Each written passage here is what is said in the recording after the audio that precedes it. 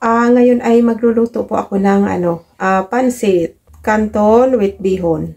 Ito pala yung aking mga ingredients.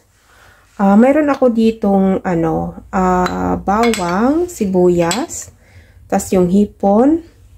Ito yung hinimay kong chicken. Yan po yung mga ingredients kong gagawin pang sahog ko sa pansit.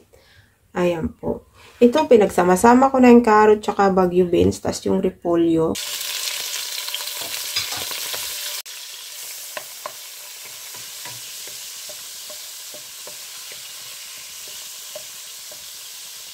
Po yung hipon.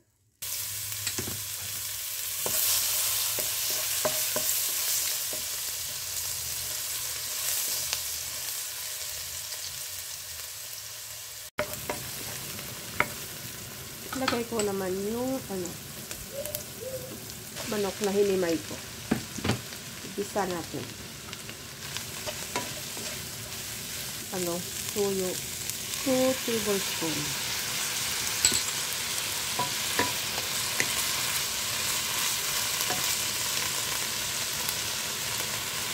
Lagay ko yung nor cubes na isa.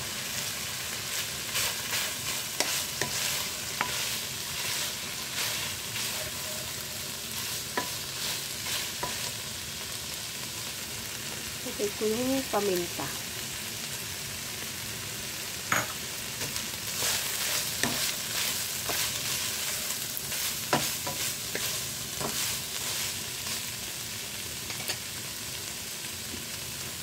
Oyster sauce.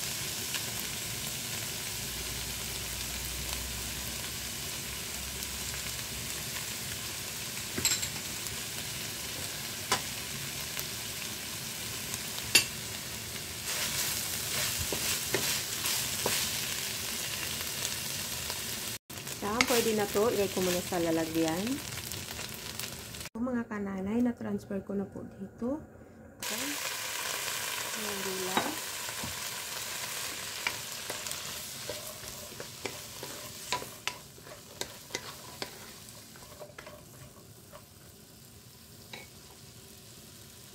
Nilagay ko na rin yung repolyo.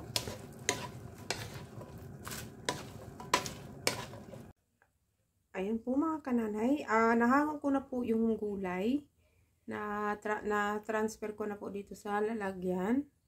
Ngayon naman ay maglalagay ako dito ng tubig para sa bihon at saka sa canton. Lalagay akong tubig.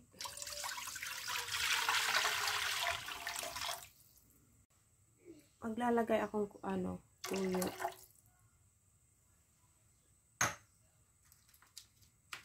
At saka yung nor cubes na shrimp. Nor cubes. Lagay natin.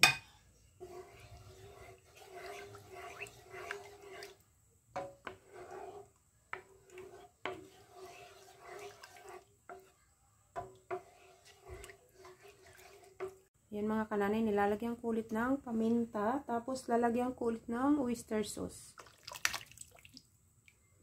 Yan.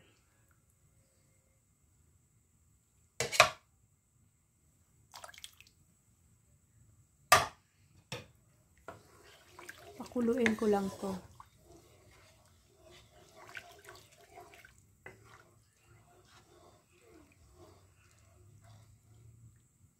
Tatakpan ko muna. Yan. Ayan.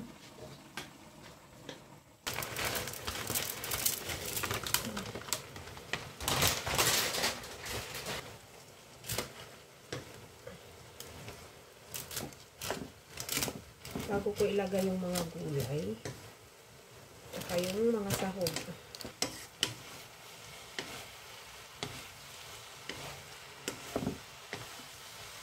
Yan. Lagay ko na yung sahog.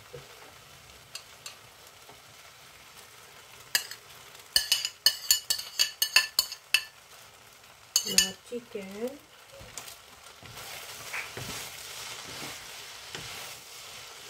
Bango.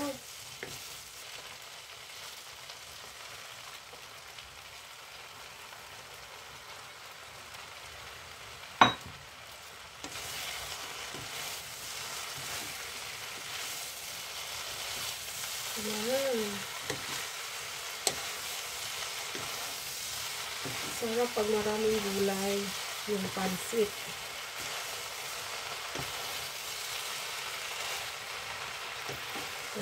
Sakto lang eh.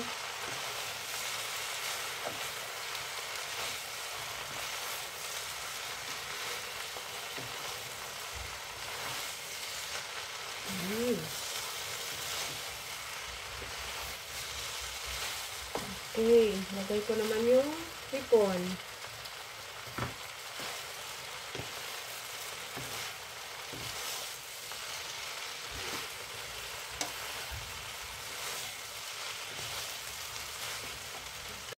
Wow, sarap na ng pansit. Liempo na prito. A few moments later. Ito yung gagamitin ko. Ayan. Bali, ito dalawa, tag 200 grams. Ayan. 200 grams. Lulutuin ko na yung lahat tong lulutuin ko.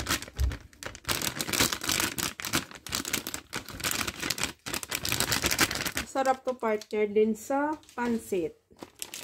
Ayan. Tapos ko na naluto yung pansit. Dalawa. Ito 200 grams. Ayan. Subukan ko. Kasi nagluto na rin ako ng pansit. Luto na. So, try ko kung masarap partner siya. Ayan po. Tapos, ang gagawin ko, instead na tubig, kasi nakalagay dito, sa 200 grams na na puto mix sa 200 grams bali isang cup na 1 cup water. Ang gagawin ko ay full cream ang ilalagay ko instead na tubig, full cream ang ilalagay ko. Bali dalawa. Sa dalawang bali 2 cups na full cream. Ubusin ko na to. Yan. Tapos maglagay din ako ng asukal, 3/4 lang. Ayaw kong matamis mga kananay. Ang nakalagay dito ay 1 cup. Pero ayaw ko ng matamis, gusto kong lang, yung katamtaman yung tamis. Nalagyan ko muna ng mantika. 1, 2, 3, 4, 5, 6, 7, 8, 9, bawat 200 grams, 5 tablespoon na mantika. So, nilahat ko na, bali, 10 tablespoon na mantika ang nilagay ko. Yan, tapos haluin ko lang to. Ganyan lang siya. Yan. Kananay, isasalang ko na po yung aking puto. Mayroon pang natira yan. Isasalang ko na lang kasi kunti lang yung aking ilang piraso lang yan. So ayan, kumulo na rin yung aking steamer. Tatakpan ko. Ayan. Ayun mga kananay, luto na po yung aking puto. Kain tayo mga kananay. Lalagyan ko lang itong yung pansit. Kain tayo. Pansit. Yung niluto ko. Sarap. Tapos ito liempo. Sarap pag nilagyan ng liempo yung pansit na prito. Masarap ang pansit. Kain tayo.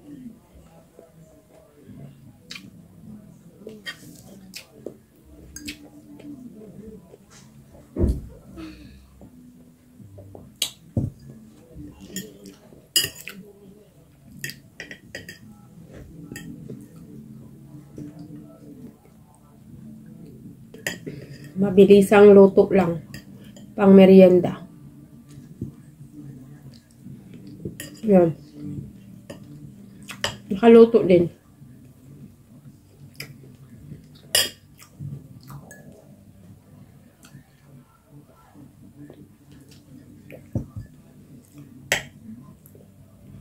Ayun, may hipon.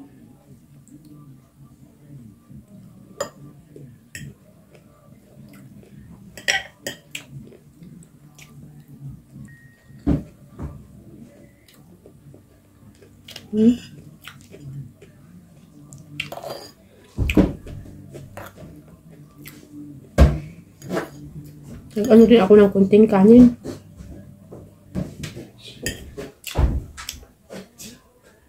Balik ko sa pansit. Pansit naman kahit ano pwede pang ulam.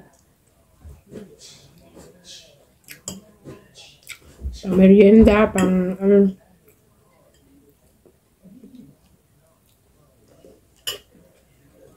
Mga kananay, tapos na po pala akong kumain. Hanggang dito na lang po yung aking vlog. Maraming pong salamat sa inyong panonood. Don't forget to like, share, and subscribe. Click notification bell para updated po kayo sa susunod kong vlog. Maraming salamat po sa inyong lahat. God bless us all. Bye-bye.